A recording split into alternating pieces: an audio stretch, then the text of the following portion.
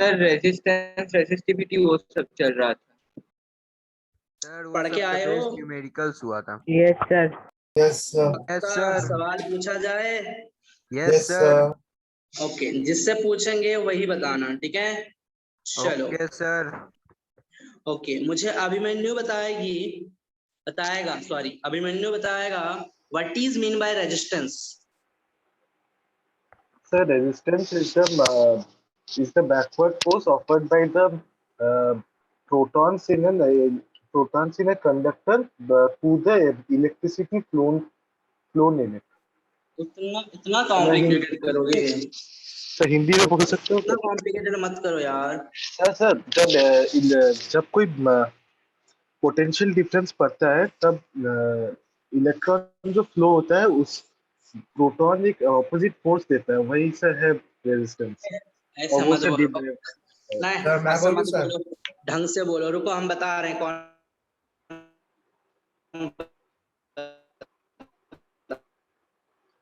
रुकसा आएगी, बोलो आंसर क्या होगा? रुकसा आंसर क्या होगा? What is mean by resistance? What is mean by resistance बच्चा?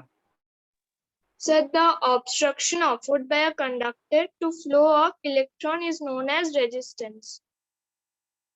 वेट करना, रेजिस्टेंस का ऐसा यूनिट क्या होता है? जल्दी। ओम। अच्छा, और रेजिस्टेंस कौन कौन से फैक्टर के ऊपर डिपेंड करता है? Sir, cross sectional area, sir, length of the conductor, sir, material, और sir, temperature. ओके, मुझे बताएगी सार्थक, ठीक है? Sarthak, am I audible? Yes sir. अच्छा, रेजिस्टिविटी किसके ऊपर डिपेंड करता है? अच्छा, रेजिस्टिविटी किसके ऊपर डिपेंड करता है? सर मटेरियल के ऊपर। कॉपी पलटने से फायदा नहीं है, गधा कॉपी पलट रहा है। सर हाँ? Resistivity material sir and copy temperature नहीं पर पलटते सर, पेज उड़ रहा है। ओके ठीक है, तो बताओ रेजिस्टिविटी किसके ऊपर डिपेंड करता है? मटेरियल के ऊपर and sir temperature. Temperature. Temperature. ठीक है, तो इसके ऊपर काफी सवाल हम लोग लास्ट क्लास में किए थे। एक क्वेश्चन करते हैं ताकि देखते हैं आप लोग कितना पढ़ करके आए हो। उसके बाद ना थोड़ा सवाल का ढंग चेंज होगा। Will start Ohm's law today, okay? और उसके बाद सीरीज एंड पैरेलल कनेक्शन में हम लोग चलेंगे, ठीक ना? ओके, देखो बात को समझो क्या बोला जा रहा है। मानो यहाँ पे एक कंडक्टर दिया गया है और यहाँ पे कंडक्टर दिया गया है, दोनों आयरन से बना हुआ है।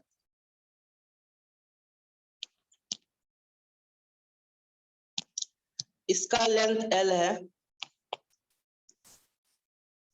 इसका भी लेंथ L है।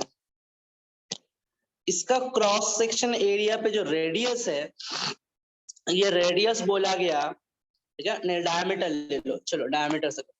इसका जो डायमीटर है ये D बोला गया है, और इसका जो डायमीटर है इसको बोला गया D/2। इसका डायमीटर को बोला गया D/2। अगर इसका रेजिस्टेंस R1 है, अगर इसका रेजिस्टेंस R2 है, तो आंसर क्या होगा? R1 is greater than R2, R1 is less than R2, R1 is equal to R2। कौन सा ऑप्शन करेक्ट होगा? बोलो, कौन सा ऑप्शन करेक्ट होगा बच्चा?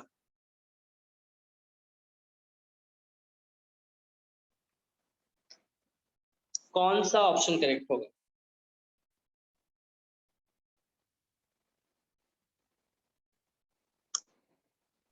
Sir, A. अच्छा, तुम बोल रही हो ए होगा, okay.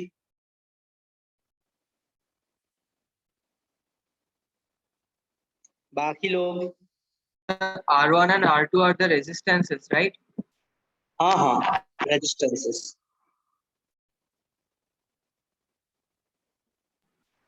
Sir, then in that case, R2 is greater than R1. R2 is greater than R1. That means you are saying that R1 is less than R2. Yes or no, बच्चा? Yes, sir. देखो कैसे एक ही question है, एक ने बोला ये answer, एक ने बोला ये आंसर, कोई तो गड़बड़ कर। बाकी लोगों का क्या कहना है?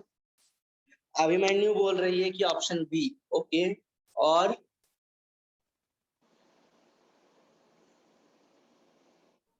Sir option B. Option B, और बाकी लोग सर ऑप्शन बी। सर तो ऑप्शन ऑप्शन बी होगा। बी होगा, बी होगा। बी।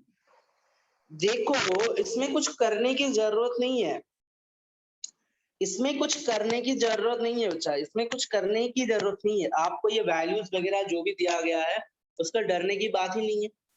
देखो दोनों का मटेरियल सेम है, मटेरियल सेम मतलब दोनों का रो सेम, इसका भी रो इसका भी रो।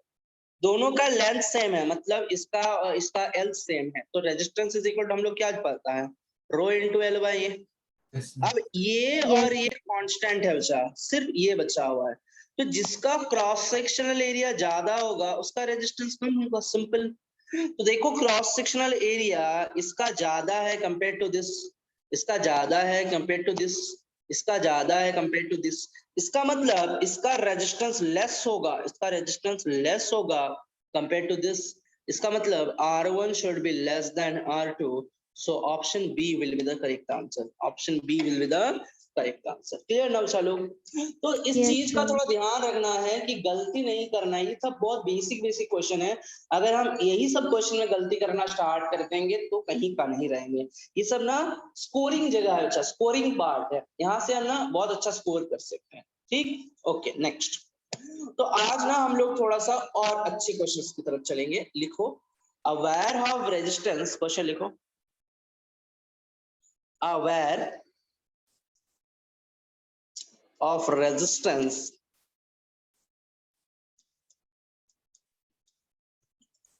Twenty ohm having length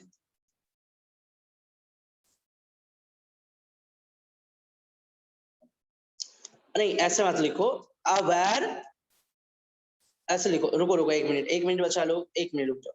aware having resistance of 20 ओम, ऐसे लिखो aware having a resistance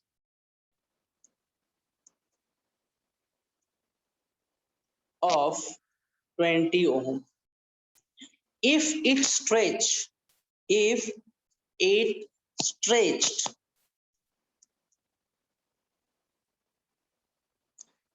stretched to double of its length,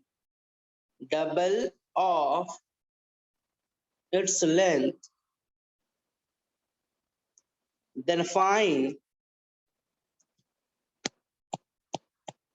the new resistance।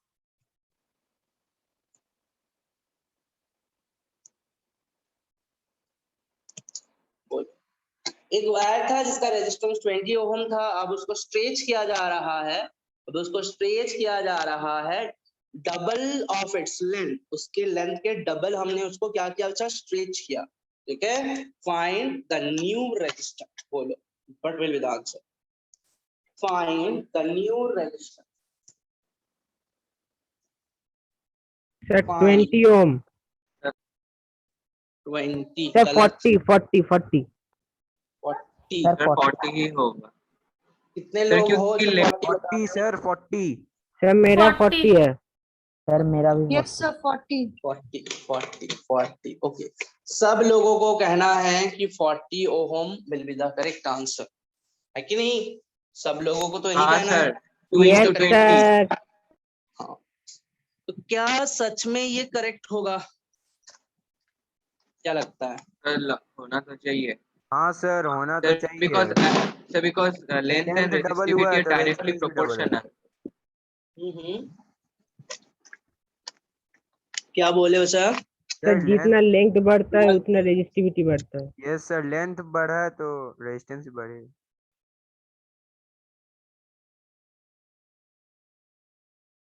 नहीं, यहाँ पे 40 will not be the correct answer. क्यों? सुनो, यहाँ पे बोला गया है ना स्ट्रेच करना। मान लो तुम्हारे पास एक रबर बैंड है, उसको अगर स्ट्रेच करोगे डबल टू इट्स लेंथ, तो क्या क्रॉस सेक्शनल एरिया सेम रहेगा कि चेंज हो जाएगा?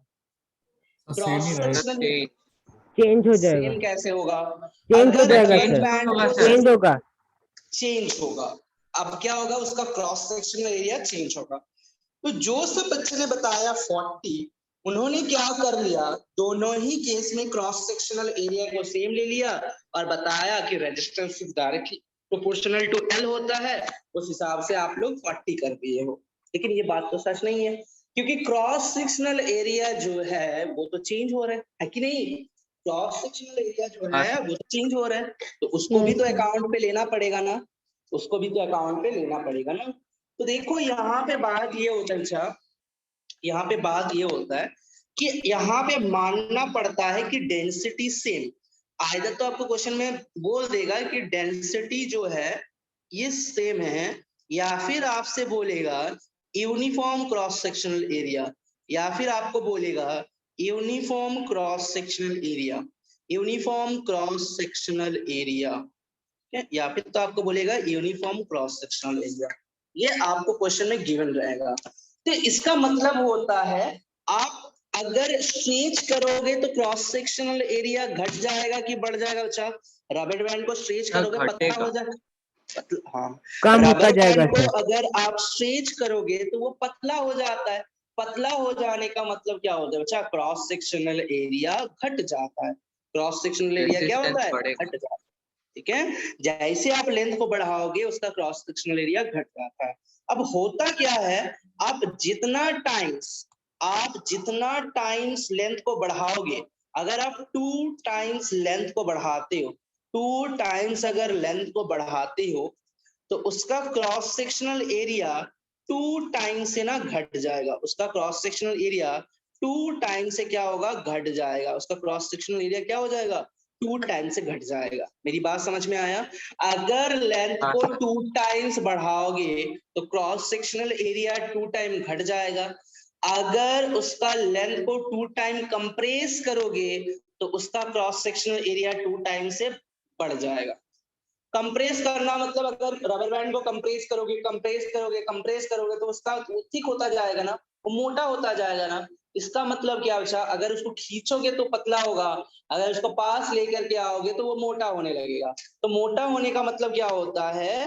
क्रॉस सेक्शनल एरिया बढ़ना। और अगर स्ट्रेच करोगे तो पतला होने लगेगा। पतला होने का मतलब यह होता है क्रॉस सेक्शनल एरिया घटना। तो अगर आप 2 टाइम्स लेंथ को इंक्रीज कराते हो तो आपका क्रॉस सेक्शनल एरिया 2 टाइम से घट जाएगा।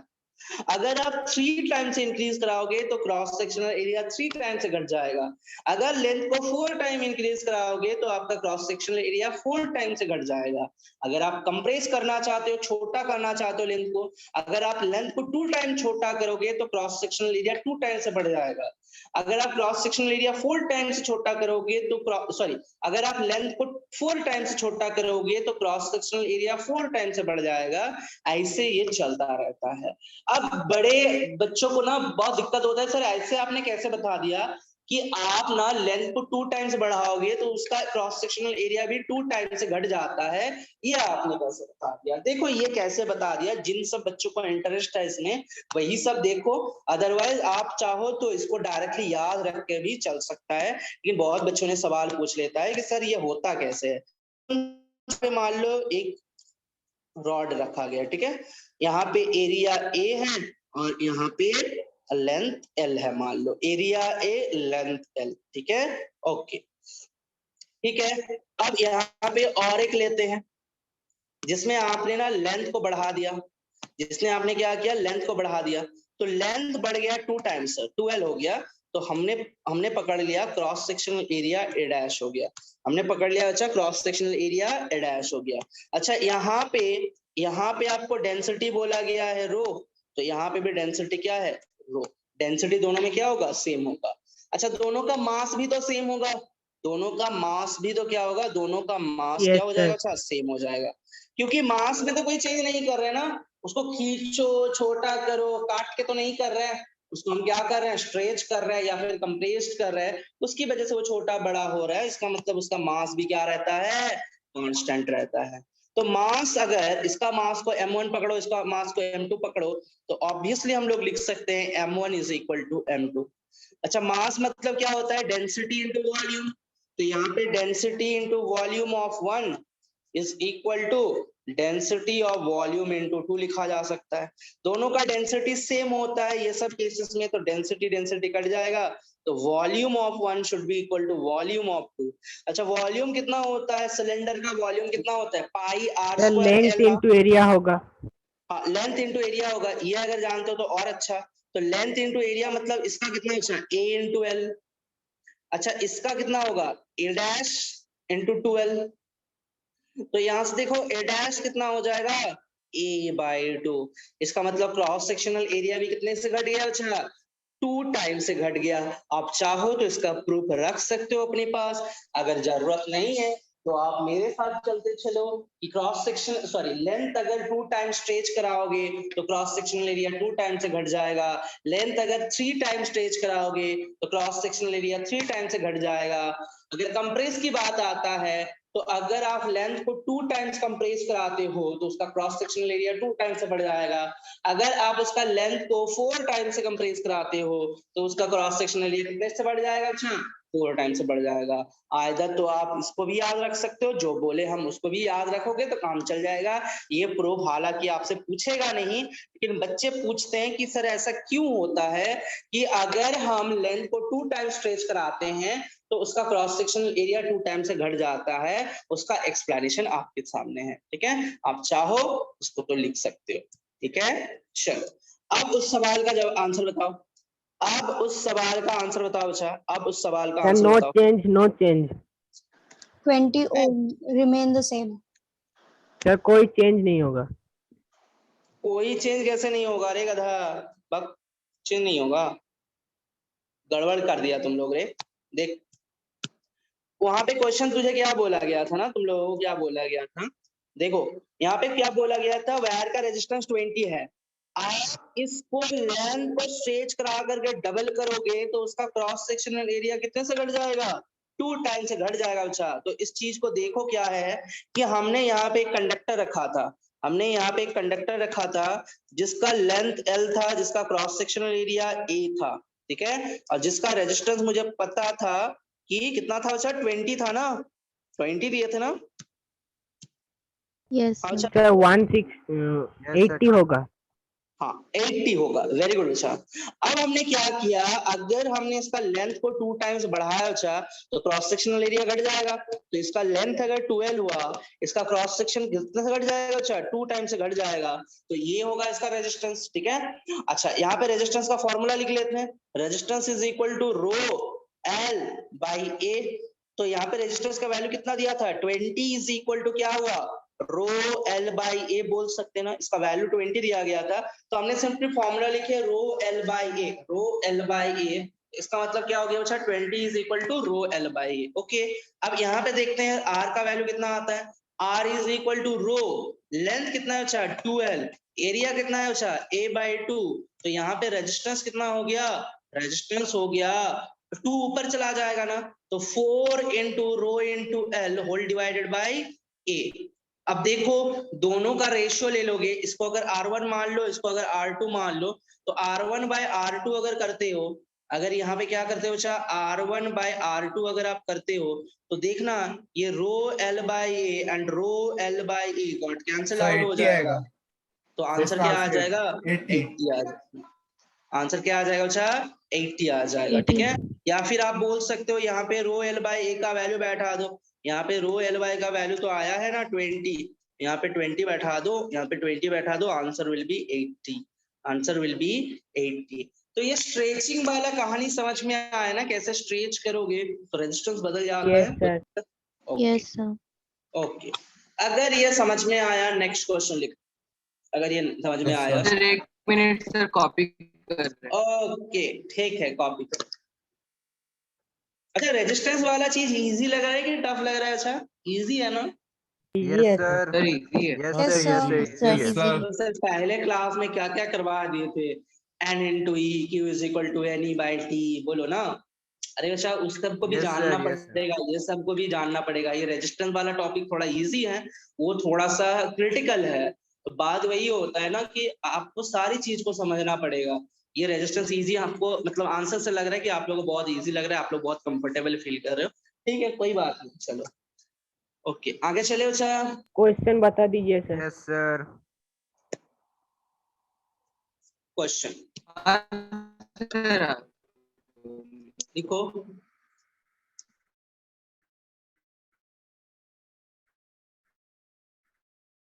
A wire having a resistance of a resistance of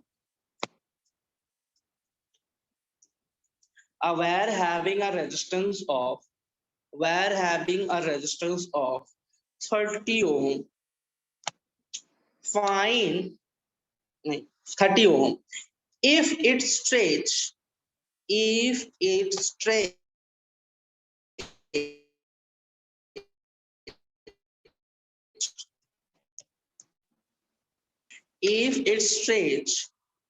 triple to its length, triple to its length, then find the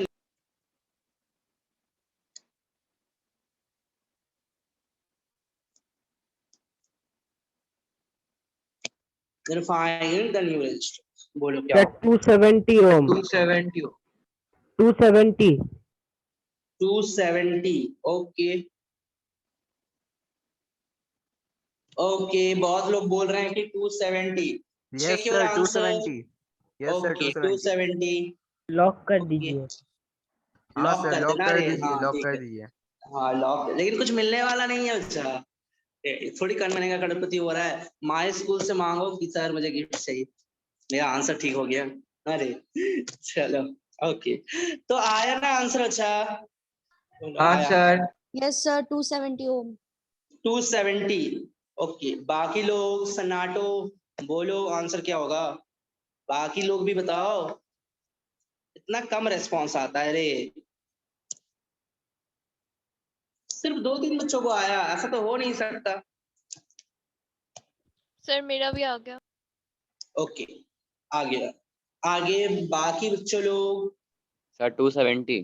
270. 270 okay, तो चलो इसका सॉल्यूशन थोड़ा सा देख लेते हैं। 270 अच्छा, थोड़ा सा सॉल्यूशन देख लेते हैं। क्या है, यहाँ पे एक वायर दिया गया था जिसका लेंथ मान लो L, जिसका रेजिस्टिविटी मान लो रो, जिसका क्रॉस सेक्शन एरिया मान लो A, तो इसमें रेजिस्टेंस कितना दिया गया था 30। तो यहाँ पे क्या बोल सकते हैं, R is equal to rho L by A, तो 30 इज इक्वल टू क्या बोल सकते हैं, रो L बाई A। अच्छा सेकंड में क्या बोला, स्ट्रेच कर दिए तो एरिया भी घट जाएगा,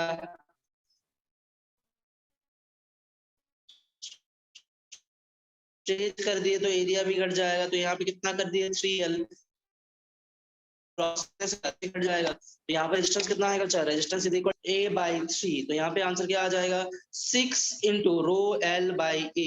आपको पता है रो L बाई A का वैल्यू कितना बचा 30, तो 6 इंटू 30 ना, अरे सॉरी गलत किया ना सर 9 into 30। 9 होगा सर 9 into 30 होगा।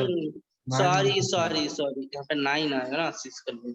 9 into rho L by A, rho L by A की जगह पे कितना बैठा है 30, 9 इंटू 30 तो क्या हो जाएगा 270। देखो चलो कैलकुलेशन पे ना मेरे ऊपर भरोसा कम रखना, ठीक है, मतलब अगर आपका कैलकुलेशन मतलब अलग आता है ना मेरे से तो तुरंत नॉक करना, क्योंकि कैलकुलेशन में ना हमेशा इधर उधर मेरा होता रहता है, ठीक है। ओके नेक्स्ट क्वेश्चन, चलो नेक्स्ट क्वेश्चन पे चलते हैं। लिखो question.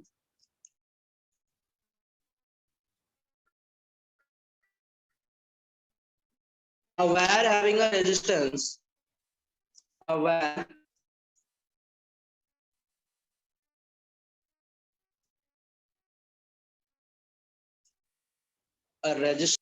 a wire having a resistance of 50 ohm, of 50 ohm, if it compressed to half of its length, if it compressed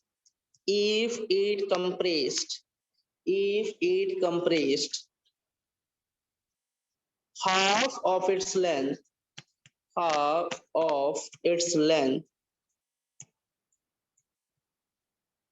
then find the new resistance.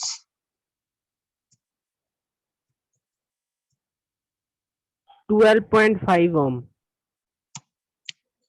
बोलो answer. 12.5. Okay, एक का answer आया 12.5। Okay, बाकी लोग रेजिस्टेंस पे आप लोग गड़बड़ी किए ना तो Yes, एक एक sir. को पटक पटक के 12.5. पीटेंगे हम। हाँ, रेजिस्टेंस पे अगर एग्जाम पे गड़बड़ी करके आए ना तो एक एक को अपना पटक पटक के पीटेंगे हम। इतना न्यूमेरिकल करवाए हैं, गलती तो होना ही नहीं चाहिए। वेरी गुड छोटी, 12.5 इज द करेक्ट आंसर। और किसका आया रे? और किसी का नहीं आया? यस सर, आ गया। मेरा भी तो आया आ गया सर। ना, चलो। सर, तो 12 क्लास 2 का क्वेश्चन है, क्या है इसमें, है ना? सर क्लास 2 में कहाँ रेजिस्टेंस पढ़ाया जाता है? चलो ठीक है, आगे चलते हैं। तो यहाँ पे क्या है? अच्छा, यहाँ पे कुछ है ही नहीं था क्वेश्चन में। देखो, अच्छा कर लो, बाकी बहुत सारे लोग कर रहे होंगे, मन में गाली देते रहेंगे कि सर थोड़ा रुक नहीं सकते थे। कर लो। ओके, 12.5 आ गया ना? अच्छा चलो ठीक है, ओके।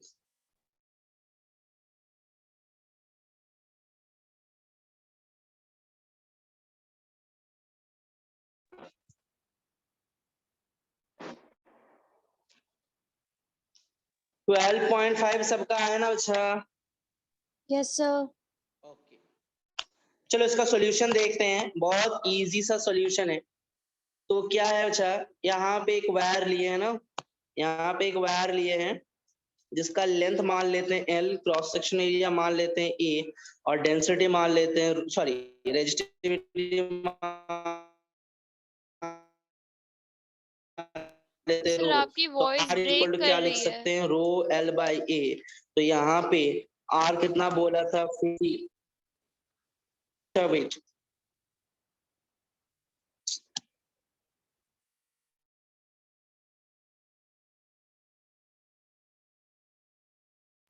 Sir, 12.5 ohm आ रहा है sir.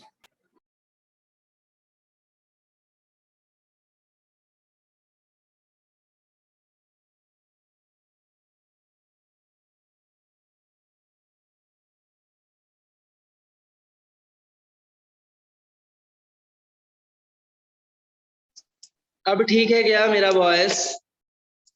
Yes, sir. Yes, sir. Yes, sir. Yes, sir. Okay okay okay, but तो यहाँ पे क्या बचा? 50 is equal to rho L by A हो जाएगा। तो यहाँ पे क्या होगा? Rho L by A. इसका वैल्यू मुझे पता है। ओके, अब हम लोग क्या करेंगे ना, इसको कंप्रेस कर देंगे। तो हाफ ऑफ इट्स लेंथ, तो L कितना हो गया? अच्छा L by 2। Cross sectional area कितने से बढ़ जाएगा? 2 टाइम्स से बढ़ जाएगा। और इसका रेजिस्टिविटी रो ही रहेगा। तो अगर हम यहाँ पे रेजिस्टेंस देखें तो क्या आ जाएगा? Rho into L by 2 whole divided by 2A। तो यहाँ पे देखोगे तो कितना आएगा? 1/4 रो L बाई ए। आपको पता है रो L बाई का वैल्यू कितना है? 50। तो यहाँ पे क्या आ जाएगा? 50/4, दैट इज इक्वल टू क्या आ जाएगा? 50/4, 50/4 that is equal to 12.5, that is equal to 12.5। समझ में आ गया? कोई दिक्कत? तो ऐसे क्वेश्चन को आपको लोग कर लोगे ना, कोई प्रॉब्लम तो नहीं होगा? बोलो, ऐसे क्वेश्चन आप लोग कर लोगे ना, कोई प्रॉब्लम तो नहीं होगा? अच्छा है ना? नहीं sir. नो नहीं सर, कोई सर। प्रॉब्लम नहीं होगा। नेक्स्ट टॉपिक, चलो फिर नेक्स्ट टॉपिक लिख लो, इस चीज को लिख लो। जो लोग नहीं लिखे हो लिख लो। उसके बाद नेक्स्ट टॉपिक हेडिंग डालना ओम्स लॉ। नेक्स्ट टॉपिक में हेडिंग डालना ओम्स लॉ, ठीक है? नेक्स्ट तो मैं टॉपिक थोड़ा हेडिंग सा डालना वैसे ओम्स लिख लॉ। रहा था, मतलब R इज इक्वल टू ऐसे वैल्यू देख के लिख रहा था, इसलिए बहुत लेट हो जाता सर। हाँ हाँ, सब बाकी सब लोग पता नहीं कैसे किया, मैं तो सब वैल्यू लिख के लिख रहा था, इसलिए थोड़ा लेट हुआ था सर। वही तो हमको भी नहीं समझ में आता है कि आधा बच्चे तुरंत आंसर दे देता है, देख के आंसर आ जाएगा, बाकी सब इतना लेट क्यों करता है? तो देख देख के आंसर आ जाता ना। अच्छा फिर ठीक है, अगर आप उस लेवल पे नहीं हो तो उसमें जाने की जरूरत भी नहीं है। आप कॉपी में कर करके देखो, ठीक है? सबका लेवल सेम नहीं होता है, आप करके देखो। लेकिन ये होना चाहिए, जैसे कल ना 10th के बैच को पढ़ा रहे थे, उसमें एक टाइप के क्वेश्चन ना 5 बार दिए, 6 नंबर बार दिए ना, फिर गलत कर रहा था। ये चीज नहीं होना चाहिए। अगर आपको सेम टाइप के न्यूमेरिकल 2-3 करवाया गया है तो 4th नंबर क्वेश्चन अपने आप होनी चाहिए, जितना समय लगे वो लगने दो, फिर अपने आप से होनी चाहिए। बस कंसंट्रेट ना यहीं पे कंसंट्रेट करना होगा बोर्ड पे। अगर आपको बहुत लोग क्या करते हैं ना, सोते सोते मूवी देख रहे होते हैं, उन लोगों का आंसर आने में तकलीफ होता है। कुछ लोग क्या होते हैं, खाते खाते वीडियो देखते रहते हैं, उन लोगों का प्रॉब्लम होता है। अच्छा, प्रॉपर क्लासरूम पे बैठना है, जैसे बैठते हो वैसे ही आपका स्टडी टेबल जो है, जहां पे भी आप पढ़ते हो, बिस्तर पे या फिर जमीन पे, जहां भी पढ़ते हो, प्रॉपर कॉपी पेन लेकर के बैठना है। अदरवाइज वो फील नहीं आएगा जो हम देना चाहते हैं आपको। हाँ, हम कुछ सीखे, ये वाला फील आना बहुत मुश्किल है। चल, तो ज्यादा बातें नहीं करते हैं, काम की बात करते हैं। चलो आगे चलते हैं, ऐसे भी हमारे टाइम बहुत कम दिया जाता है। ओके, चलो, तो बात क्या है? अच्छा, हेडिंग डालो ओम्स लॉ, हेडिंग डालो ओम्स लॉ। बताओगे ओम्स लॉ किसको कहते हैं? Yes, sir. The relationship between voltage across the conductor and the current through a conductor was first discovered by German scientist George Simon Ohm in 1826. This relationship is called Ohm's law. Law क्या है? Law, ohms का law क्या है? ये तो तुम मुझे कहानी बता रहे हो, लॉ क्या Sir, बताओ? sir, the potential difference between the cross-sectional area is directly proportional to the current flowing through it. ये अगर लिखोगे ना तो एग्जाम पे अंडा मिलेगा। सर पता है? V is equal to R into I होता है उसका। ये Law. भी लिख करके आओगे ना तो बड़ा वाला अंडा मिलेगा। और कोई बताओगे? ये लिख करके आओगे तो अंडा मिलेगा, अंडा। और कोई बताओगे? ट्राई करो, आपको डांट नहीं रहे हैं, आपको हम सिखा रहे हैं कि गलती कहाँ होता है हम लोगों से, क्यों नंबर कम आ जाता है। Sir, और लोगों को voltage. लगता है, जैसे जैसे एक मिनट, एक बच्चे ने अभी बताया कि वोल्टेज जो होता है ना, मतलब across the conductor, it is directly proportional to the current, that is nothing but the Ohm's law. अगर ये लिख करके आओगे तो देखोगे बुक में भी यही लिखा गया है, हम भी सर ऐसे लिख करके आए, नंबर कहाँ काट लिया भैया। हाँ बोलो, और कोई बताओगे? Sir, the relationship between voltage across the conductor and the current through the conductor. This relationship is ये नहीं होगा sir. नहीं होगा। और बताओ? The potential difference is directly proportional to the current flowing through the conductor at the same temperature. हाँ, अब सही हुआ। ये जो लास्ट लाइन इन्होंने बताया ना, at constant temperature, it is very much important. अगर constant temperature and all other physical quantity अगर कांस्टेंट नहीं होगा तो Ohm's law will not valid at all.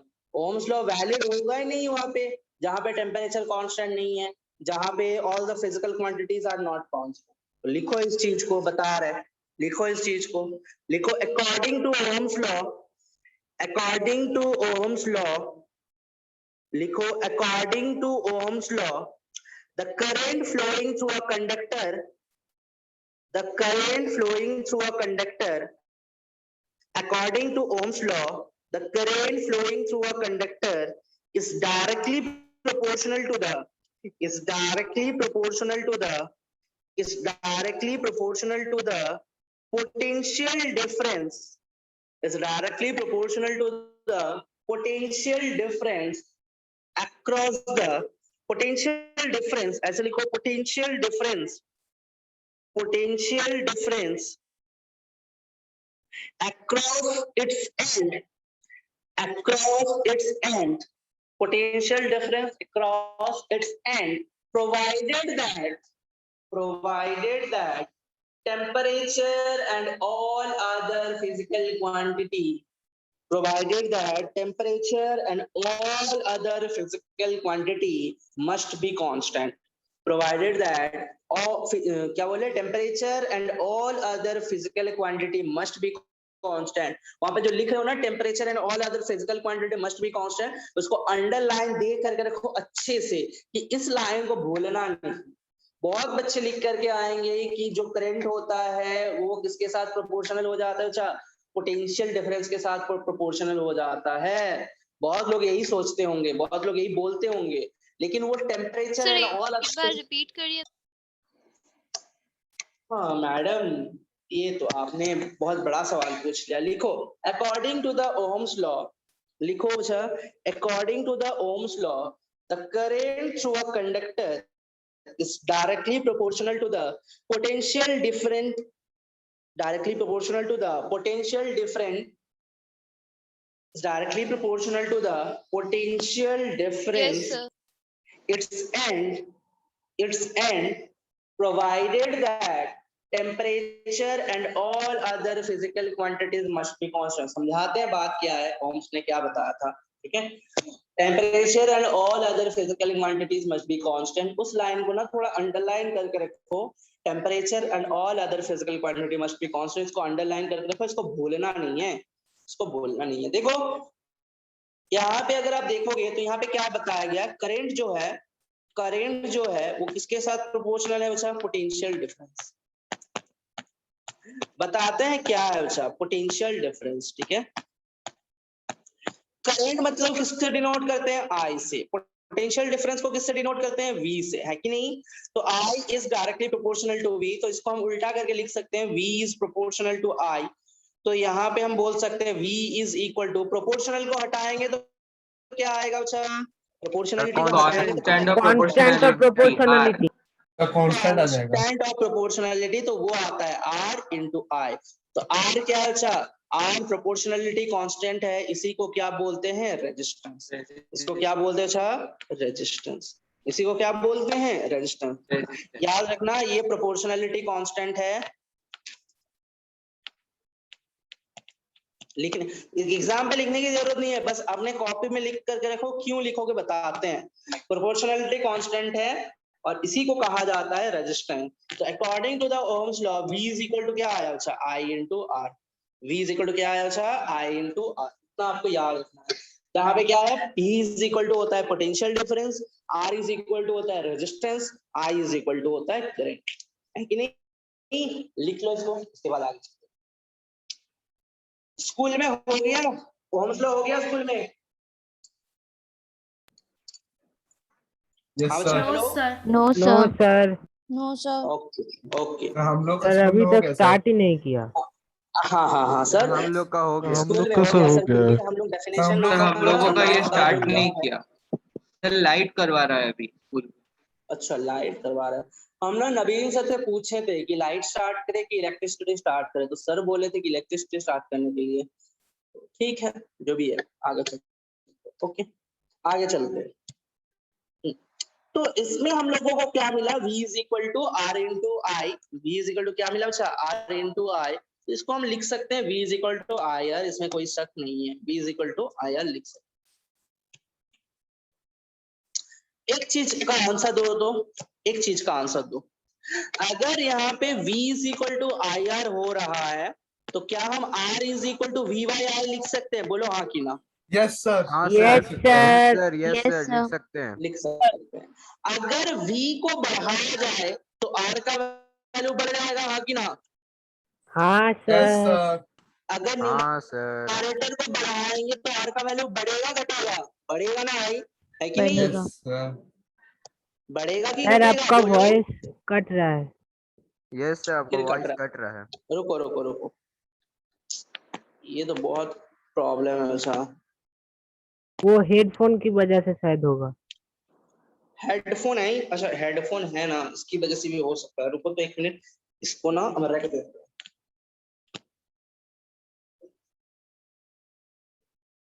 Sir आप घर से पढ़ा रहे हैं।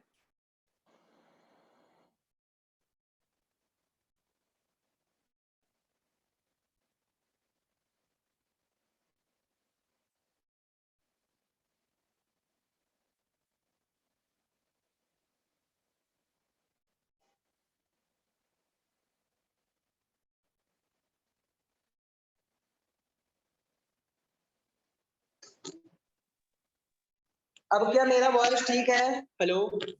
Yes sir. Yes sir, Yes, sir. Yes sir, sir temporary ठीक है, फिर खराब हो जाएगा थोड़ी देर में। अच्छा बताना थोड़ा कि अगर खराब हो जाता है तो बताना, ठीक है, नहीं Okay, तो sir. कुछ सुनाई नहीं देगा तो प्रॉब्लम हो जाएगा, ठीक है। ओके, Okay, तो sir. यहाँ पे हम क्या बोल रहे थे अच्छा कि अगर हम v के वैल्यू को बढ़ाएं तो r का वैल्यू बढ़ेगा कि घटेगा? बढ़ेगा। बढ़ेगा sir. बढ़ेगा। जो कि जरासर झूठ है, जो कि जरासर झूठ है। इस बात को खूब समझना बच्चा। आपको हम पिछले स्लाइड में क्या बोले थे, आर क्या है? आपको हम पिछले स्लाइड में क्या बोले थे, आर क्या है? कांस्टेंट है कि constant. नहीं? Yes sir. आर का वैल्यू कांस्टेंट है, इसका मतलब आप आर का वैल्यू किसी भी तरीके से चेंज नहीं कर पाओगे अगर आप ओम्स लॉ लगा रहे हो तो। अगर आप ओम्स लॉ लगा रहे हो तो आर का वैल्यू को आप चेंज कर नहीं पाओगे। इसलिए यहाँ पे ना अगर v को बढ़ाओगे तो आर का वैल्यू बढ़ेगा नहीं बच्चा, जो कि जरासर झूठ है। तो फिर क्या होगा सर अगर v का वैल्यू बढ़ाएंगे तो?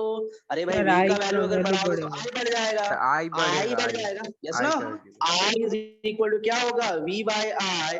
अगर आप v को बढ़ाओगे तो i बढ़ जाएगा बच्चा, but resistance must be fixed, r should be constant, r should be constant. मेरी बात समझ में आई ना? कोई दिक्कत? कोई दिक्कत? No, बोलो। नहीं है No, sir. sir. नहीं ओके, है sir. अच्छा बोलो, r को कांस्टेंट रखने के लिए, r को फिक्स्ड रखने के लिए क्या टेम्परेचर फिक्स्ड होना जरूरी है? क्या टेम्परेचर फिक्स्ड होना जरूरी है? यस और no? Yes sir. Yes sir. sir. Yes, sir. Temperature change करेगा तो रेजिस्टेंस भी क्या करेगा, चेंज करेगा ना बच्चा। रेजिस्टेंस भी क्या करेगा, चेंज करेगा हाँ, ना। sir. होगा, yes sir, Yes, change sir. होगा। Yes, sir. रेजिस्टेंस भी क्या कर जाएगा, चेंज कर जाएगा ना। वेट, एक मिनट वेट करो तो।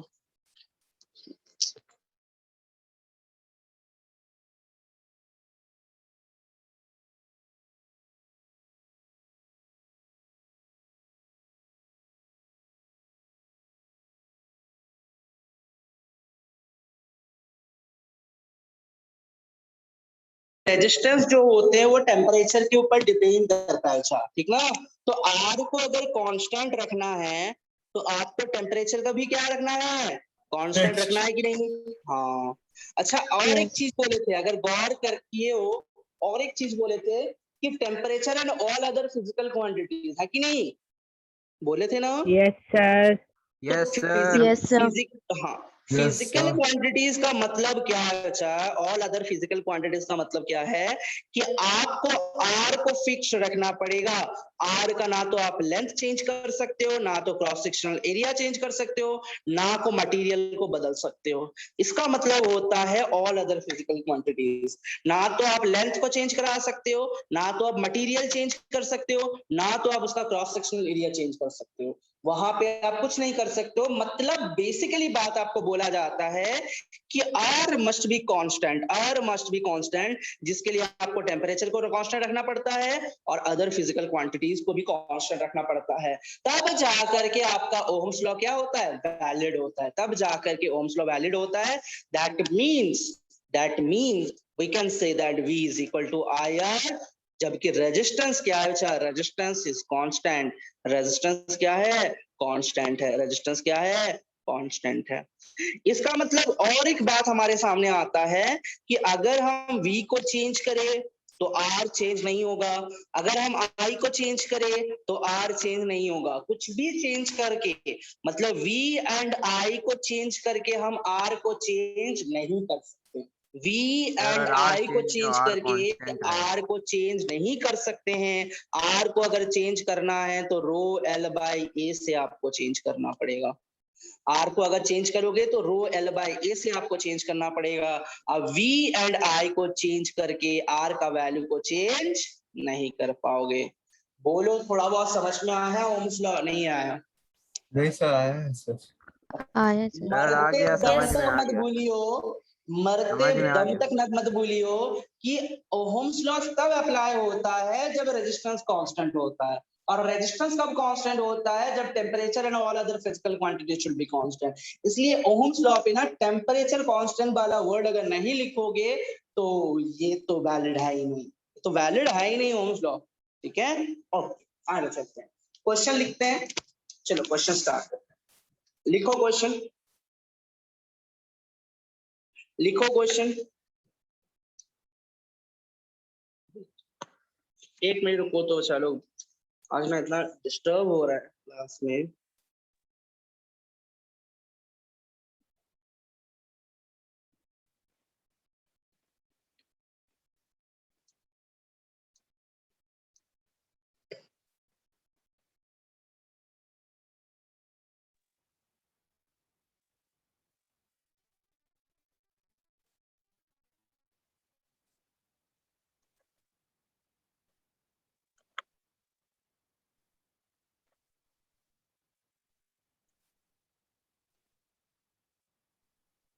देखो, और एक चीज आप लोगों को बता दे, थोड़ा सा आप लोगों को बता दे कि रेजिस्टेंस को रिप्रेजेंट कैसे करते हैं, ये बोलना भूल गए थे। रेजिस्टेंस को रिप्रेजेंट कैसे करते हैं? अच्छा, ऐसे, ये इट रिप्रेजेंट द रेजिस्टेंस, ठीक है। अगर आप बैटरी को दिखाना चाहते हो या फिर सेल को दिखाना चाहते हो तो वो ऐसे दिखता है, ठीक है। तो बात क्या होती है, समझ लो, इसमें थोड़ा चर्चा कर ही लेते हैं कि मान लो कोई एक रेजिस्टेंस R दिया गया है, ठीक है। इसका रेजिस्टेंस कितना? R, और यहाँ पे एक सेल कनेक्ट किया हुआ है, यहाँ पे एक सेल कनेक्ट किया हुआ है जिसका वोल्टेज बोला गया है V। इसका वोल्टेज कितना बोला? V। एक्चुअली यहाँ पे पोटेंशियल डिफरेंस देता है बच्चा, एक्चुअली यहाँ पे क्या देता है ना, पोटेंशियल डिफरेंस। तो ये जो होता है ना, ये हायर पोटेंशियल पे होता है और ये लोअर पोटेंशियल पे होता है, और इसके पोटेंशियल को हम लोग जीरो पकड़ लेते हैं। इसके पोटेंशियल को हम लोग क्या पकड़ते हैं? जीरो। जैसे अगर कोई सेल दे देना आपको और आपको बोले इसका वोल्टेज 5 वोल्ट है, इसका मतलब इसके अक्रॉस पोटेंशियल डिफरेंस कितना है? अच्छा, 5 वोल्ट। इसका मतलब हम पकड़ते हैं ये जो है ना, ये जो है ये पॉजिटिव टर्मिनल है, यहाँ पे हायर वोल्टेज मतलब 5 वोल्ट, और इसमें कितना है? 0। तो अल्टीमेटली आप पोटेंशियल डिफरेंस देखोगे तो 5 - 0 = 5 ही आता है। तो बेसिकली जो आपको दिया जाता है इसका वोल्टेज इतना, उसका ही मतलब क्या होता है? Potential difference across the cell या फिर बैटरी क्या होता है? 5 वोल्ट होता है। ये आपको तो थोड़ा वहाँ पे ध्यान। नेगेटिव पे 0 आ रहा है, घूम के आने की वजह से हो रहा है? हाँ, नेगेटिव में सर नेगेटिव में सर पोटेंशियल डिफरेंस 0 है क्योंकि वो घूम के आने की वजह से हो रहा है, फिर क्या है सर? नहीं, वो हम कंसिडर करके चलते हैं बच्चा कि ये नेगेटिव जो है ना, ये 0 पोटेंशियल पे है, और ये कौन से पोटेंशियल में है? हायर पोटेंशियल पे है। तो अगर पोटेंशियल डिफरेंस निकालने जाओगे तो 5 वोल्ट ही आएगा। और करंट कहाँ से कहाँ फ्लो करता है? Higher potential to lower potential, इसलिए करंट भी यहीं से निकलता है। तो हम लोग मान लेते हैं कि it is in the higher potential और it is in the lower potential. Lower potential तो हम लोग 0 पकड़ के चलते हैं, 0 पकड़ करके चलते हैं। अदरवाइज सॉल्व करना थोड़ा मतलब क्रिटिकल हो जाता है। आपके सिलेबस पे है नहीं, आप अगर 11-12 में जाते हो तो वहां पे कराया जाता है, आपके सिलेबस पे इतना डिटेल में है नहीं, ठीक है। ओके, आगे चलते हैं। तो यहाँ पे हमने बेसिकली क्या बोला, बच्चा, कि यहाँ पे अगर आप कोई रेजिस्टेंस रखते हो, यहाँ पे कोई एक R, और इसके cross potential difference V volt का लगाते हो, V वोल्ट का एक बैटरी लगाते हो या फिर सेल लगाते हो, तो करंट, तो यहाँ पे ओम्स लॉ लगा सकते हैं हम लोग। तो क्या लिखोगे? V = IR लिखोगे। तो यहाँ से आप करंट का वैल्यू बड़े आराम से निकाल सकते हो, V/R, दैट इज द, ठीक है। चलो क्वेश्चन करते हैं। लिखो question.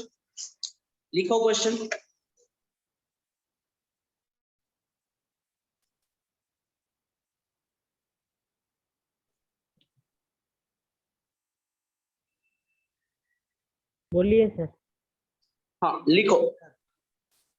Calculate the current through a wire, calculate the current flowing through a wire, calculate the current flowing through a wire of resistance 5 ohm, connected to a battery of potential difference 3 volt, connected to a battery of potential difference is equal to 3 volt, connected to a battery of potential difference is equal to 3 volt। Question समझ में आया? एक बार और बता देते हैं। Calculate the current flowing through a wire 0.6 ampere 5 ohm connected to a battery of potential difference 3 volt। कितना सर होगा? 0.6 0.6 एम्पियर, एम्पियर। 0.6। सर क्वेश्चन एक रिपीट कीजिए ना। हाँ, वही हम बोल रहे थे, एक बार और करते हैं। चलो लिखो, calculate the current flowing through a wire, calculate the current flowing through a wire of resistance 5 ohm of resistance 5 ohm connected to a potential difference, connected to a battery of potential difference 3 volt, connected to a battery of potential difference 3 volt. ठीक है, okay, कितना आया अच्छा answer? 0.6 ampere. 0.6 ampere. 0.6 ampere. 0.6 ampere. 0.6 ampere. Don't expect कि ऐसे सवाल पूछे जाएंगे, ये तो बेसिक्स पढ़ाने के लिए हम आपको बता रहे हैं ताकि आपको थोड़ा कॉन्फिडेंस मिले कि हाँ हो रहा है। तो यहाँ पे क्या बोला गया था, यहाँ पे हमको बोला गया था कि यहाँ पे एक रेजिस्टेंस है जिसका वोल्ट मतलब रेजिस्टेंस जो बोला गया 5 ओम, और यहाँ पे एक बैटरी या फिर जो भी कुछ लगाया जा रहा है इसका पोटेंशियल डिफरेंस बोल दिया कि 3 वोल्ट। तो हम यहाँ पे आराम से ओम्स लगा दें, तो V is equal to IR लगा दो, V is equal to IR लगा दो, तो V is equal to IR लगाओगे तो V का वैल्यू कितना है उसका 3, I का वैल्यू नहीं पता, R का वैल्यू 5, तो I इज इक्वल टू कितना आ गया 3/5, that is equal to 0.6 ampere, that is equal to 0.6 ampere. चलो नेक्स्ट क्वेश्चन लिखो, चलो नेक्स्ट क्वेश्चन लिखो,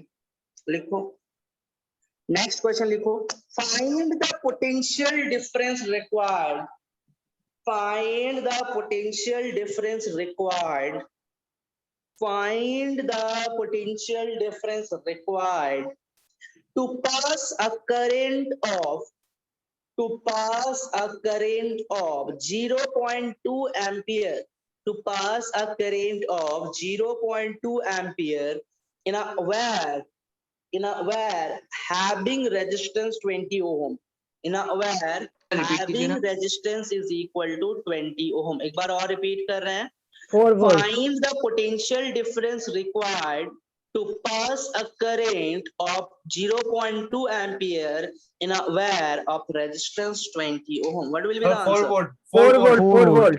4 volt. हाँ, हम आप लोगों के जोश तो समझ सकते हैं। सर रेजिस्टेंस कितना बोले? रेजिस्टेंस कितना बोले 20 ओम, रेजिस्टेंस बोले हैं 20 ओम। Sir 4 volt. हाँ Yes sir, 4 volt. Yes sir, 4 volt. Easy है कि टफ है? Sir, बहुत आईडी तो करना है सर इसमें। Sir, easy था। easy. बोलो इसमें भी कोई बोल दो सर बहुत टफ चीज पढ़ा रहे हो सर। ये मेरा ना छोटा छोटा बच्चा सब कर देगा, क्लास 6-5 का जो बच्चा सब आता है यहाँ पे। सर बहुत ठीक ना, अभी तो आए नहीं, अभी तो आपको प्रैक्टिस करा रहे हैं क्वेश्चन। चलो नेक्स्ट क्वेश्चन, अभी तो हम कुछ किए ही नहीं, उसके बाद आएगा। लिखो नेक्स्ट क्वेश्चन लिखो, a car bulb connected to a, question लिखना, a car bulb connected to a 12 volt battery, a car bulb connected to a 12 volt battery, a car bulb connected to a 12 volt battery draws 2 ampere of current, draws 2 ampere of current, draws 2 ampere of current when glowing. A car or bulb connected to a 12 volt battery draws a 2 ampere current when glowing. Full stop. What is the resistance of the 6 filament ohm. of the bulb? 6 6 ohm. ohm. 6 Sir, 6 ohm. ohm. Sir 6 ohm. ठीक है, अरे यार okay okay, उसी के साथ 6 ohm होगा ना सबको। What is the resistance हाँ, of the sir. filament of the bulb? तो 6 Sir, ohm 2 होगा। volt of battery draws a current of 2 ampere, draws a current of 2 ampere while glowing. A car bulb connected to a 12 volt battery draws 2 ampere current when glowing. What is the resistance of the filament of the bulb? Clear? तो यहाँ पे question बड़ा आसान है sir, यहाँ पे question बड़ा आसान है। क्या बोला गया था कि यहाँ पे एक रेजिस्टेंस है जिसका वैल्यू आई डोंट नो, यहाँ पे एक बैटरी रखा गया है जिसका वोल्टेज आपको बोल दिया गया है 12 वोल्ट, और यहाँ से करंट कितना फ्लो कर रहा है, करंट बोल दिया गया है 0.2 एम्पियर, 0.2 एम्पियर है कि नहीं। तो यहाँ पे आपसे पूछा गया था 0.2 की 2 बोला था, 2 बोला था 2 ampere. Sir, 2 ampere. 2 एम्पियर बोला गया। तो आप यहाँ पे क्या लगा दो, V is equal to IR लगा दो। आपको R पूछा गया है तो R बड़ा आसानी से आप निकाल सकते हो, R is equal to V by I कर दो, बी बाई आई करोगे तो कितना आ जाएगा 6 ओम। ठीक है, नेक्स्ट क्वेश्चन इसी के साथ, if the bulb is connected, if the bulb, लिखो in the above question, ऐसे लिखो, in the above question, if the bulb is connected to a 20 volt battery, if the bulb is connected to a 20 मत लिखो, sorry 20 मत लिखो, 9 volt battery लिखो, 9 volt battery. If the above bulb is connected to a 9 volt battery,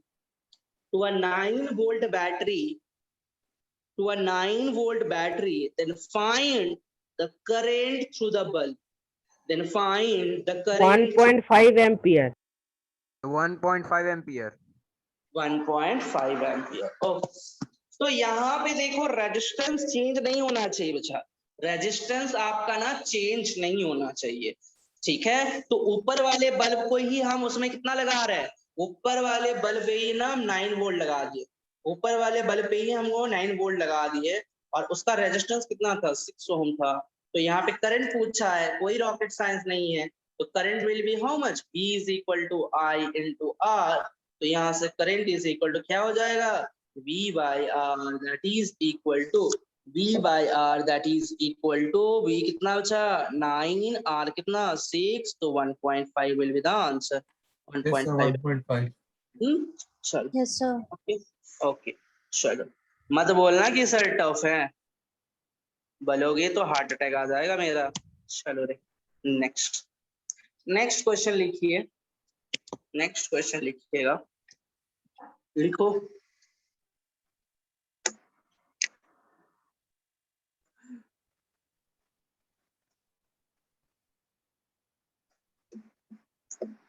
रुको 1 minute, लिखो अ bulb, ठीक है, अ bulb लिखो, अ bulb draws a current of 60 milli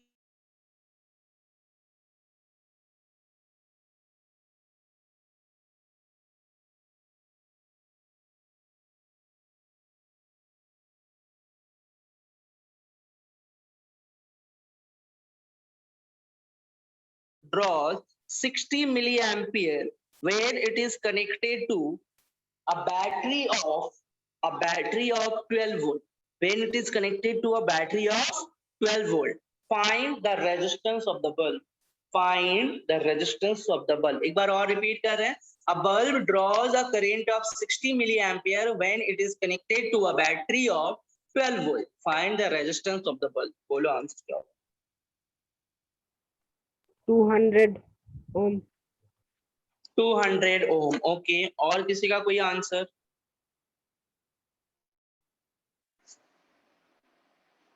और किसी का कोई आंसर बोलो।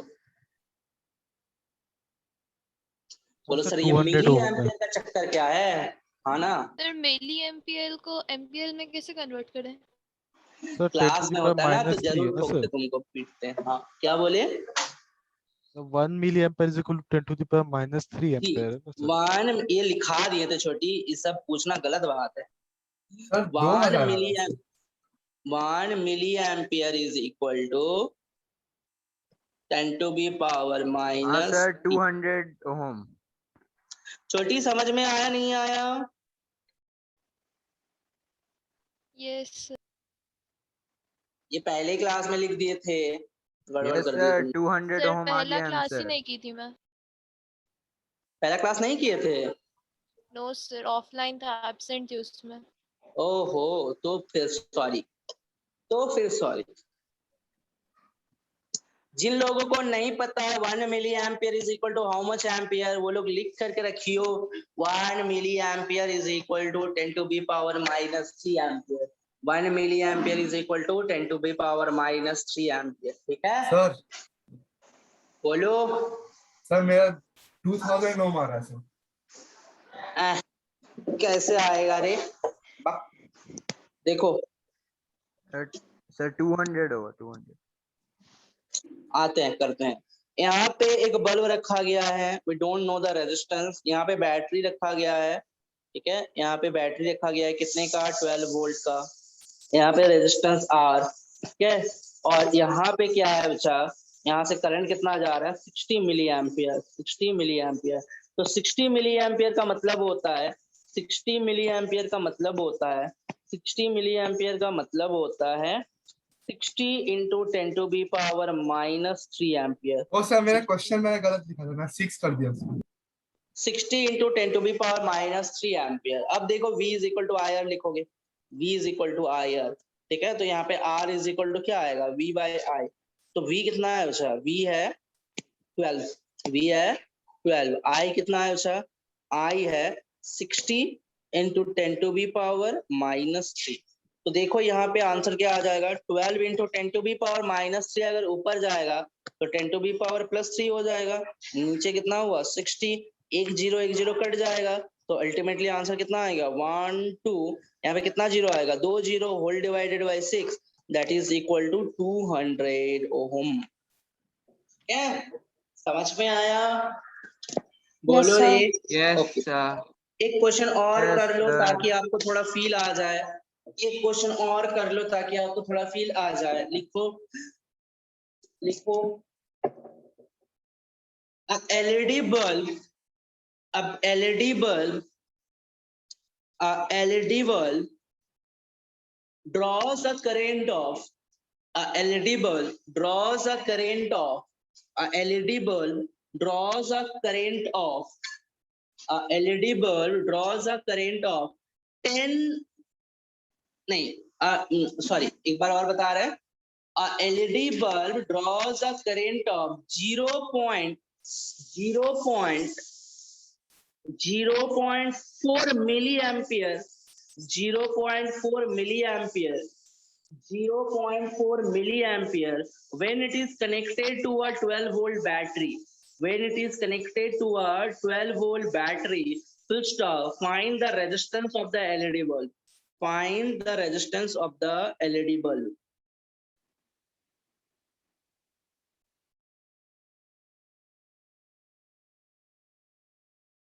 Three into 10 to the power 4 ohm.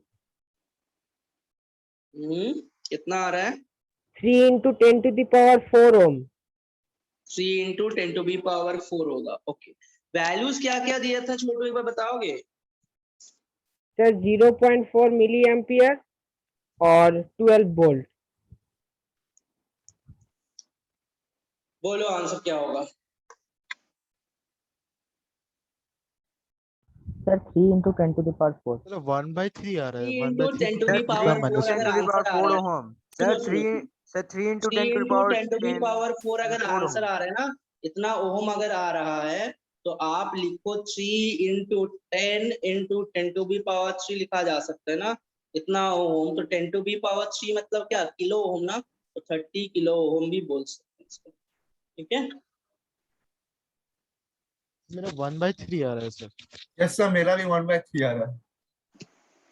1/3 आएगा तो आंसर कुछ अलग आएगा, 0.2 मिली 1/3 एम्पियर into 10 to बोलेंगे the power -2 आ रहा है। अरे यहाँ पे वैल्यूज क्या क्या दिए थे, करंट कितना ड्रॉ कर रहा था, सर करंट ड्रॉ करा तो 0.4। Sir, 0.4 milliampere. 0.4, ठीक है, तो क्या होगा, V is equal to IR होगा। V कितना अच्छा 12, I कितना अच्छा 0.4 into 10 to the power -3 into R होगा। R is equal to क्या हो जाएगा 12 divided by 0.3 sorry 0.4 sorry 0.4 into 10 to the power -3, 10 to the power -3 अगर उल्टा ऊपर लिख दिया जाएगा तो अभी सर। +3 हो जाएगा, तो क्या हो जाएगा 12 divided by 0.4 into 10 to the power 3। तो यहाँ पे अगर इस चीज को कैलकुलेट करोगे तो ये कितना आएगा 30 आएगा ना, तो 30 into 10 to the power 3, यही तो आ रहा है आंसर। इसको मतलब क्या बोल सकते हैं 30 किलो ओम बोल सकते, 30 किलो ओम बोल सकते हैं कि नहीं। Yes, sir. कहाँ गलती हो रहा था तुम लोगों से, सर उल्टा लिख दिया था सर मैं। उल्टा मत मैं भी लिखियो उल्टा, भाई, मैं भी उल्टा लिख दिया था। V is equal to I R, हमेशा याद रखना, कुछ नहीं याद रखना है, आप सिर्फ याद रखोगे V is equal to I R, ना तो I is equal to V by R, ना तो बहुत लोग बहुत सारी चीजें रटते हैं। V is equal to I R is the simplest way to remember. अगर कुछ भी रटोगे तो गड़बड़ होगा। V is equal to I R पहले लिखोगे। जो लोग गड़बड़ कर रहे हो ना, हर साल होता है ये चीज, हर साल होता है, हर बच्चे के साथ होता है, तो डरने वाली बात नहीं है, ठीक है, डरने वाली बात नहीं है। बात क्या बोल रहे बच्चा, पहले ही ओम्स लॉ लगाना होगा ना, तो कुछ मत लिखियो, पहले V is equal to I R copy में लिखियो, उसके बाद जो निकालना है आप वहां से निकालो, मुझे कोई प्रॉब्लम नहीं है, लेकिन पहला पॉइंट आपको लिखना होगा V is equal to I R, ताकि आप रिमेम्बर कर जाओ ये फॉर्मूला, ताकि आपको गलती ना हो जाए। V is equal to I R आपके कॉपी में होना ही चाहिए बच्चा, V is equal to I R आपकी कॉपी में होना चाहिए, ठीक है, ओके चलो। अब ना थोड़ा सा और चीजों के बारे में समझते हैं, ठीक है। देखो बात क्या होती है, बात क्या होती है, ठीक है, हेडिंग डालो VI graph, voltage current graph, heading डालो VI graph, voltage current graph, voltage versus current graph, voltage versus current graph, heading डालो। ये सब क्वेश्चन आप लोग कर लोगे, तो इसके लिए और हम नहीं करवा रहे हैं ये सब क्वेश्चंस, तो हेडिंग डालोगे वोल्टेज वर्सेस करेंट ग्राफ, उसको बोलते हैं VI ग्राफ, उसको क्या बोलते हो अच्छा, VI ग्राफ, तो हेडिंग डालो VI ग्राफ।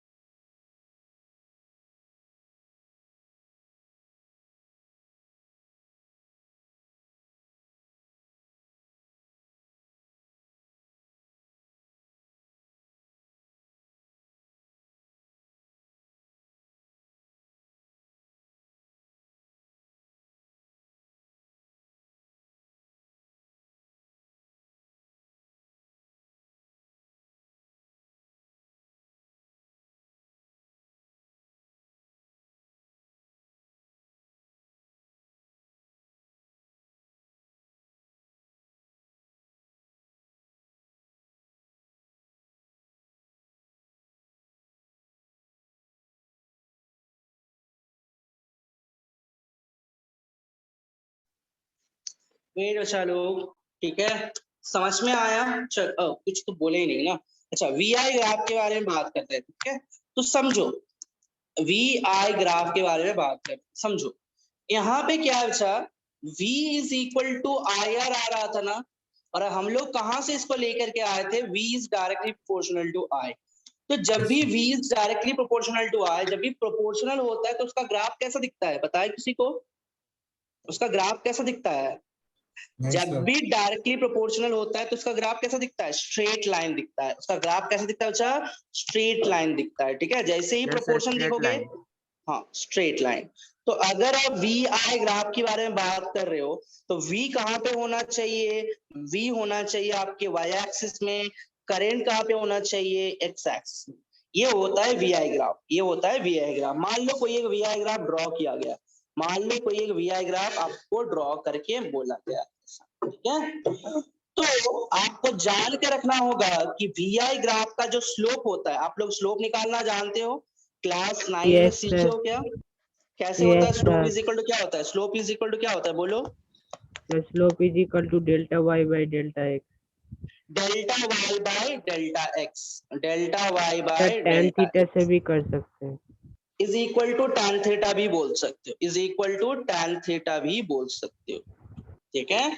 तो आप देखो यहाँ पे V मतलब क्या, वोल्टेज, I मतलब क्या, करंट।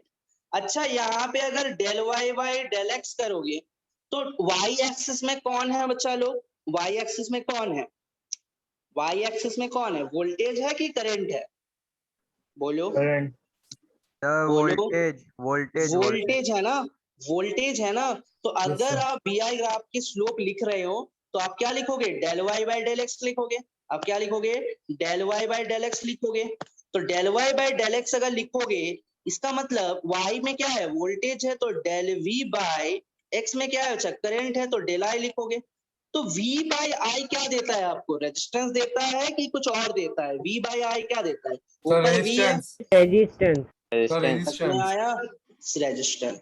तो इसका मतलब क्या हुआ, आप सिंपली इस चीज को याद रख सकते हो कि slope of V I graph, slope of V I graph gives the resistance. लिख करके रखो, slope of V I graph gives resistance, slope of V I graph gives resistance, slope of V I graph gives resistance. ठीक है, जिन लोगों को नहीं पता उन लोगों को थोड़ा सा हम स्लोप के बारे में बता दे ताकि आपको दिक्कत ना हो।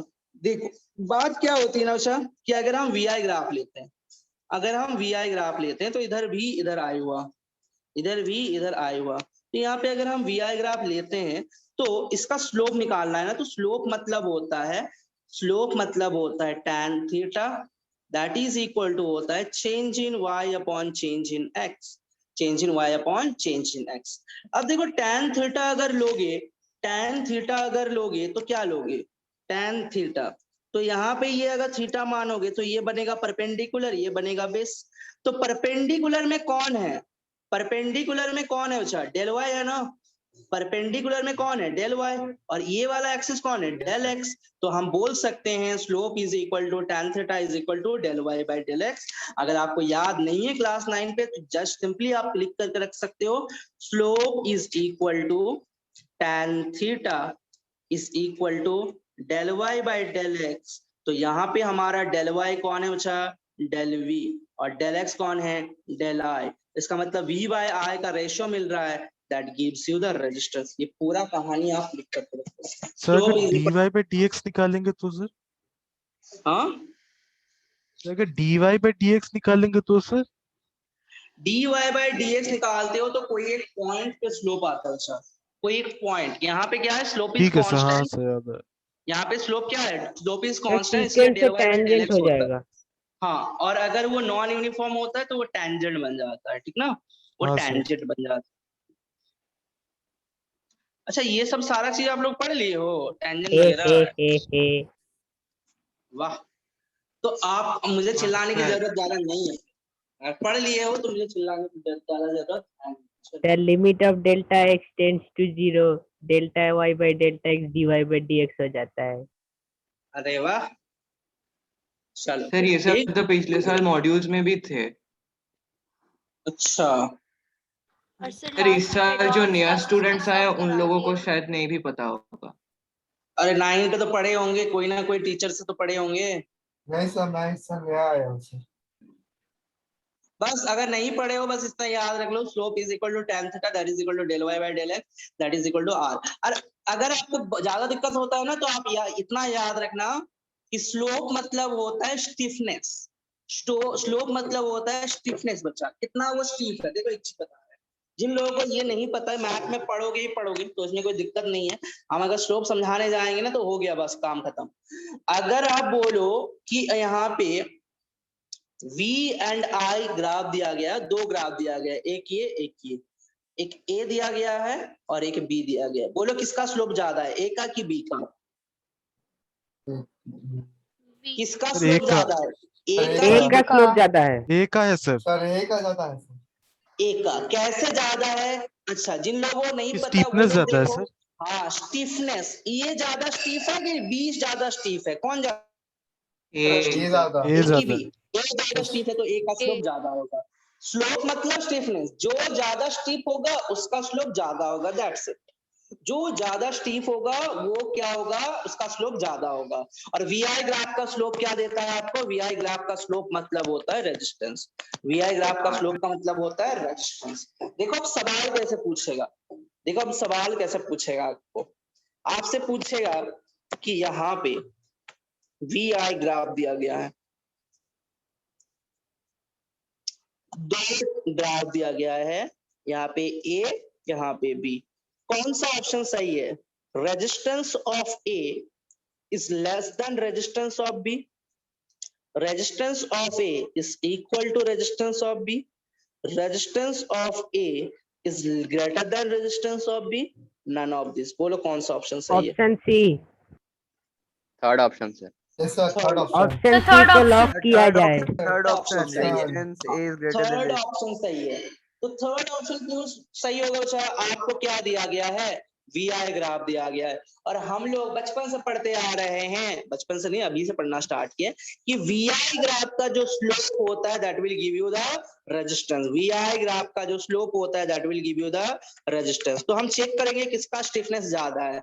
ऑब्वियसली देखो A ज्यादा स्टीफ है B से, तो Yes, A sir. का स्लोप ज्यादा है B से, A का स्लोप ज्यादा है B से, इसका मतलब A का रेजिस्टेंस ज्यादा है B से। तो कौन सा ऑप्शन करेक्ट हो गया? लास्ट वाला ऑप्शन। कौन सा ऑप्शन करेक्ट हो गया बच्चा? C वाला। लास्ट वाला ऑप्शन। ठीक Second है, last. ठीक है, बात समझ में आए ना? जो ज्यादा स्टीफ होगा उसका रेजिस्टेंस ज्यादा होगा, लेकिन कौन से ग्राफ में? VI ग्राफ में। अगर Yes, IV sir. ग्राफ कर देते हैं तो वो चेंज हो जाएगा बच्चा। अगर IV ग्राफ कर देंगे ना तो वो चेंज हो जाता है। लेकिन आपको ध्यान क्या रखना है? बार बार रखने के टाइम पे यही रखना है, या फिर यही याद रखना है, कॉपी में लिख करके रखो। VI ग्राफ का जो स्लोप होता है that will give you resistance. VI का ग्राफ का स्लोप ही रेजिस्टेंस देता है, IV ग्राफ का कुछ और देता है बच्चा। IV ग्राफ का ना कुछ और देता है, जो हम लोग नेक्स्ट क्लास में पढ़ने वाले हैं। ठीक है, एक आप क्या क्वेश्चन बोले और सर? कर दो। VI graph slope. लिखो the slope of VI graph, the slope of VI graph gives resistance. The slope of VI graph gives resistance. The slope of VI graph gives resistance. The slope of VI graph gives resistance. ठीक है, एक Yes, question sir, और it कर लो, एक question और कर लो। देखो question क्या बोला गया है।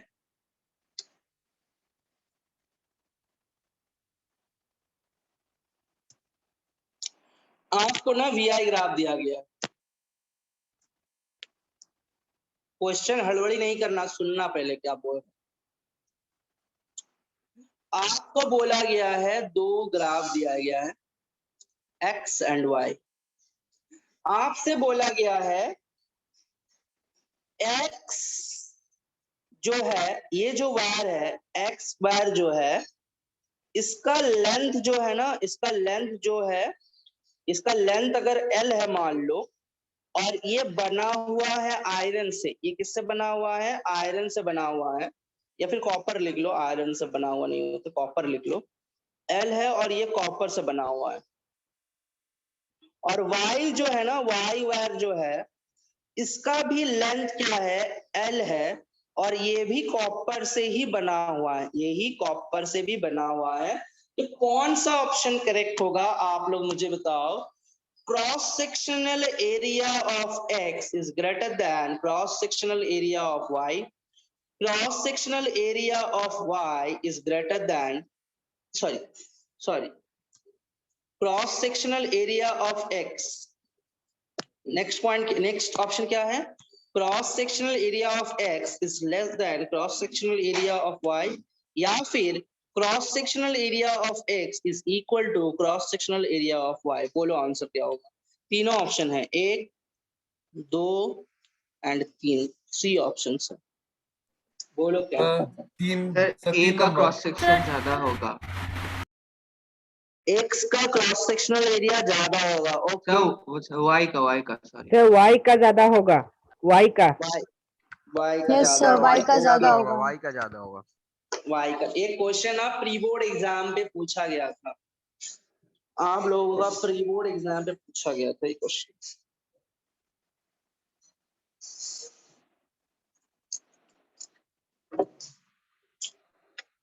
ठीक है, तो यहाँ पे बड़ा आसान सा क्वेश्चन है भैया, यहाँ पे बड़ा आसान सा क्वेश्चन है। सब लोग सन्नाटे में क्यों चल गए हैं? बोलो आंसर क्या होगा? बोले तो सर नहीं, जो लोग नहीं बोले, जो लोग नहीं बोले उन लोगों की बात कर रहे हैं हम। जो लोग बोले हैं उन लोगों के लिए तो ठीक ही है। लेवल को थोड़ा क्या बढ़ाया जाए कि इस यही लेवल ठीक है? सर स्लोप बढ़ा दीजिए। तुम बोलोगे तो बाकी हाँ सर देखो, बढ़ा सकते हैं सर थोड़ा। नहीं, पहले एक आध क्वेश्चन प्रैक्टिस कर लो, उसके बाद ही बढ़ाएंगे। क्योंकि बात ये है ना कि जितना ज्यादा सीखोगे उतना इजी लगेगा फिजिक्स, जितना कम सीखोगे उतने मन पे डर रहेगा कि शायद ये सर क्वेश्चन। कैसे y बड़ा हुआ? हाँ वही तो बात बोले मैडम, कैसे y बड़ा होगा। अच्छा पहले छोटी मुझे ये बता, अच्छा ऑप्शन यहाँ पे कौन सा करेक्ट होगा बता देते हैं। ऑप्शन यहाँ पे कौन सा करेक्ट होगा? अच्छा 2 नंबर। Second B option. होगा, Second second option, sir. option. ये करेक्ट होगा, ठीक है। अब देख, जिन लोगों को पल्ला नहीं पड़ा इस क्वेश्चन से वो लोग देखेगा, ऐसे क्वेश्चन बहुत पूछी गई है आपके एग्जाम पे। देखो सर, जो मेरे से पूछा क्वेश्चन, बोलो रेजिस्टेंस ऑफ x ज्यादा है कि रेजिस्टेंस ऑफ y ज्यादा है? सर x का ज्यादा है x का ज्यादा है। x का रेजिस्टेंस ज्यादा है मतलब कंपेयर टू y, क्योंकि किसका स्लोप ज्यादा है? x का स्टिफनेस ज्यादा है, मतलब x का स्लोप ज्यादा है compare to y। Compare to y x का स्लोप जो है ना वो ज्यादा है। समझ में आया? x का स्लोप क्या है? ज्यादा है, इतना समझ में आ गया। अब रेजिस्टेंस जो होता है ये किस किस के ऊपर डिपेंड करता है? रो L बाई A। अच्छा दोनों कॉपर से बना हुआ है तो रो इज कांस्टेंट।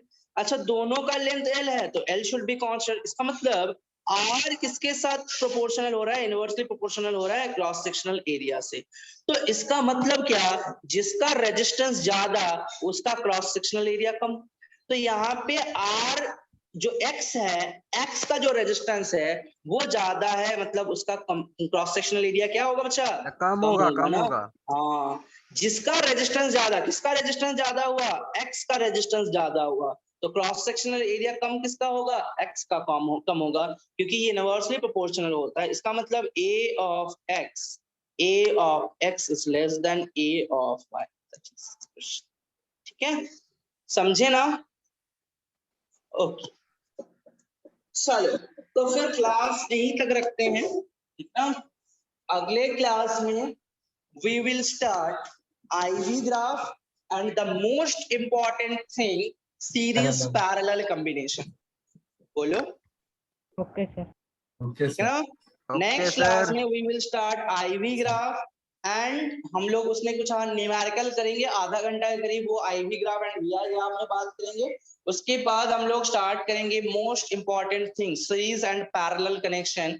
तो प्लीज कृपया करके ना नेक्स्ट क्लास में कोई एब्सेंट नहीं करना, क्योंकि आपका अगर बेसिक छूट गया ना तो वो पूरे क्लास में प्रॉब्लम होगा। तो प्लीज नेक्स्ट क्लास में ना मेक श्योर करना कि कोई एब्सेंट ना हो किसी भी हाल पे।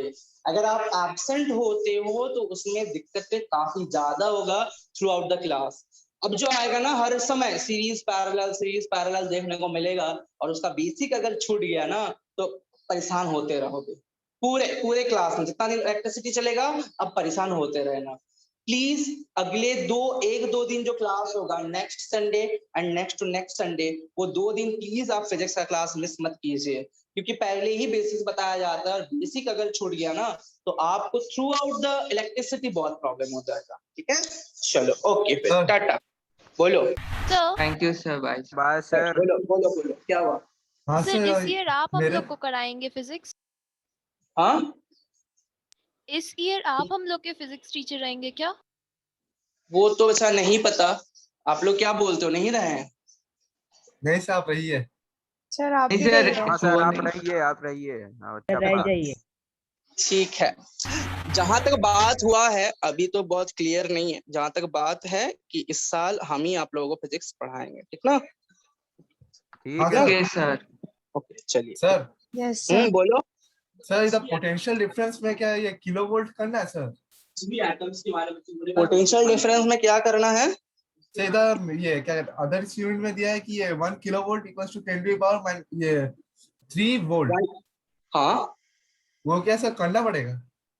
हाँ, जैसे होते हैं ना जो हाई टेंशन वायर जाते हैं ना, देखे हो छत के ऊपर से? नहीं सर उसका न्यूमेरिकल्स देगा। किलोवोल्ट का दे सकता है, किलोवोल्ट देगा तो उसमें प्रॉब्लम क्या है? किलोवोल्ट का तो आप क्या करोगे, 10 टू पावर 3 से मल्टीप्लाई कर दोगे और क्या। नहीं सर एनसीईआरटी में नहीं दिया, मेरे बुक में दिया है। हाँ तो दे सकता है, तो उसमें देखो अब बात ये ऐसे बोल रहे हो कि आप किलो वोल्ट का न्यूमेरिकल नहीं बना पाओगे। आपको तो पता है कि 1 kilo volt is equal to कितना वोल्ट होता है, 10⁻³ वोल्ट होता है। बस Yes, उसे sir. सब्स्टिट्यूट कर दिया, और क्या करोगे इसमें, ठीक ना? Yes, sir. Okay, sir. Thank you, चलो sir. चलो फिर एक्चुअली मैंने पूछा था क्योंकि प्रवीण सर ऑफलाइन क्लासेस में बोल रहे थे कि 2 टीचर पढ़ाएंगे, तो इसीलिए हमको पूछ वैसे रही थी। जहाँ पर एक्चुअली क्या है ना कि हमको ज्यादा कुछ पता नहीं है, ठीक है। एक्चुअली हमको ज्यादा कुछ पता नहीं है आप लोगों के बारे में, तो एक्चुअली अभी तो क्लास हम ही ले रहे हैं, उसके बाद हमको नहीं पता, मुझे भी नहीं पता कि बात क्या होने वाली है मुझे भी नहीं पता एक्चुअली, ठीक। तो जो भी है, सर पढ़ाए चाहे हम पढ़ाए, आप पढ़ते जाओ, आपका काम है पढ़ते जाओ, ठीक ना? ओके चलो, yes sir, thank you sir, bye sir. Thank you, sir. Sir. Sir. Bye bye bye bye bye.